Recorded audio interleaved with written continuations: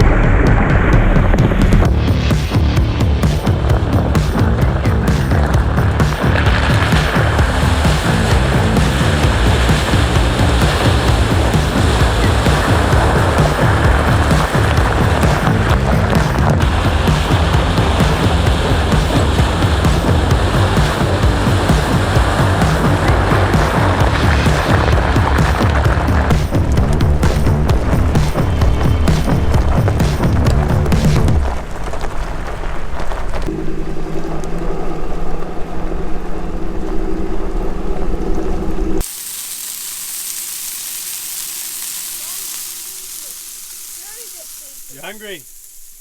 Yeah.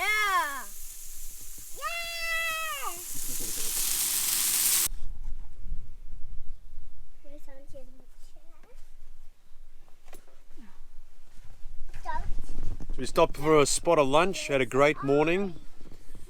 How did you find it? It was good. Yeah? Enjoy yourself? Yeah. Hopefully she's got a little bit more confidence in the Jeep now. Do you? I think there was a scared face in one of the camera shots.